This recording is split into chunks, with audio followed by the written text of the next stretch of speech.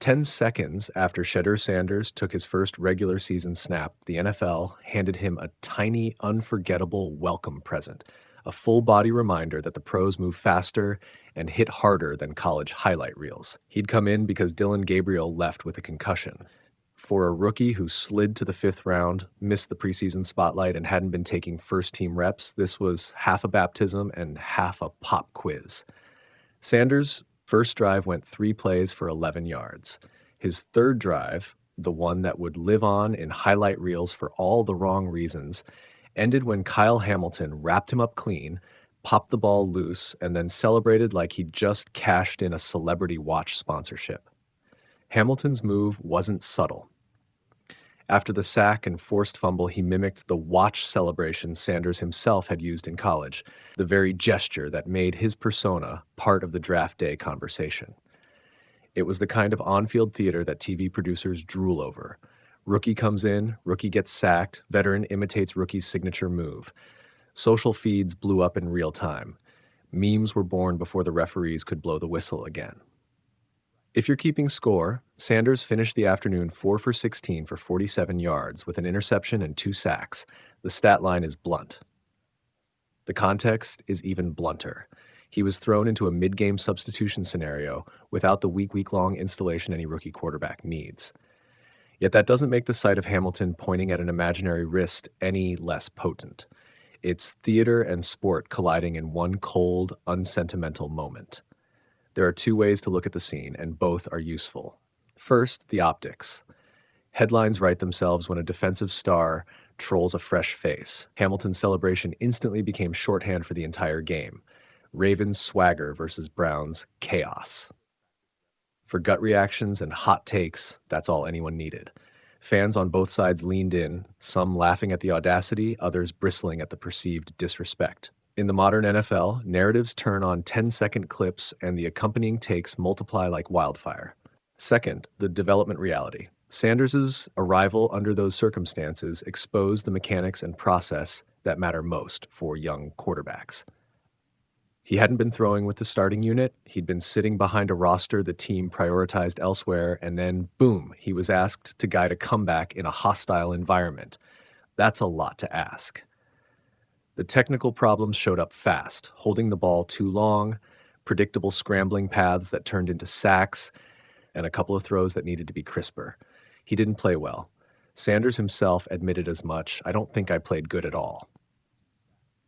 That honesty matters. It's a start.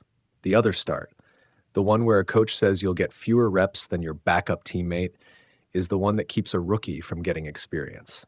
The Browns' handling of their QB room this season created a situation in which Sanders' first impression would be uneven at best. Still, the Hamilton moment is instructive in a different, grittier way. NFL culture is raw. Veterans use the toolbox at their disposal. They jab, they flinch, they gesture. It's not a premeditated slight so much as a language of the field. Sack, celebrate, reset. For a rookie, it's a lesson in emotional regulation as much as it is in pocket mechanics. How you respond to having your signature mocked matters. Does it make you flinch or fuel you? That's the next story Sanders has to write. Coaches will point to tape, to missed reads and half steps. Teammates will talk about preparation. Fans will talk about destiny and draft slots. The truth sits in the middle. A rookie got a messy public baptism. A veteran defender made sure everyone saw it. So what's next? The Browns said Dillon Gabriel would retake the starter's job once he cleared concussion protocol, a decision that makes sense on paper. Gabriel had started the game, and Stefanski has been clear about his developmental plan. But football is a week-to-week business. If Gabriel's recovery lags, Sanders will get a proper chance to respond with a full week of prep. That's the only fair test. For now, though, the viral moment is a snapshot, a rookie's first half step into the league, and an All-Pro's cheeky, unavoidable reminder that earning your place here takes time and a little bruising. Kyle Hamilton putting on the watch was showmanship. Shedeur Sanders taking those hits was schooling. One was fun for the cameras. The other is the beginning of a long, very public curriculum. If you're rooting for Sanders, there's reason for cautious optimism. He'll get more reps when the team has no other choice, and he's shown he can take criticism without folding. If you're a Browns fan who wants instant results, this game will sting. Either way, that watch celebration will stick in the memory. Not because it defines Sanders, but because it captured in 10 ridiculous seconds how the NFL introduces the world to new faces, loud, unforgiving, and wildly consequential. End scene. A rookie walks off the field with a stat line that will be dissected for weeks. Across the stadium, a veteran flashes an imaginary wrist and moves on. The league keeps rolling. The kid will either learn, adapt, and return, or the circus will move on to the next chapter. Either way, that wristwatch clip will be playing in highlight playlists for a while until the next defining moment rewrites the headline. Welcome to the NFL, Shedeur, and welcome to the baptism by fire. Quick recap. Dillon Gabriel exits with a concussion. Shedeur Sanders comes in and his first drive is a 3-play, 11-yard series. On his next meaningful possession, he went 2 for 3 for 12 yards, but then threw an interception to Nate Wiggins. Later, Ravens All-Pro Kyle Hamilton brought Sanders down on a sack and celebrated with the now infamous watch gesture, essentially trolling the rookie on his very first regular season day. Why it mattered. Momentum swing. The interception and the sack were 2 quick plays that handed Baltimore field position and flipped momentum in a game the Browns needed. Rookie baptism.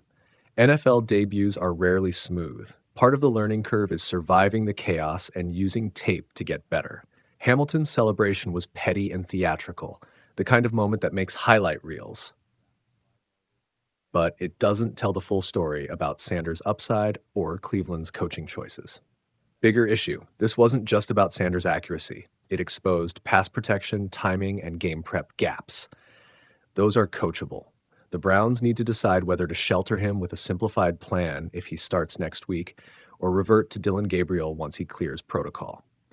Want a 1-sentence headline, Instagram caption, or 20-second video script for this moment? I can whip one up. Welcome to the NFL, Shedeur, and welcome to the baptism by fire.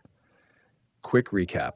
Dillon Gabriel exits with a concussion. Shedeur Sanders comes in and his first drive is a 3-play, 11-yard series. On his next meaningful possession, he went 2 for 3 for 12 yards, but then threw an interception to Nate Wiggins.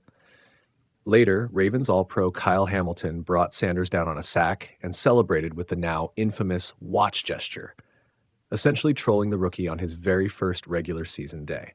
Why it mattered. Momentum swing. The interception and the sack were 2 quick plays that handed Baltimore field position and flipped momentum in a game the Browns needed.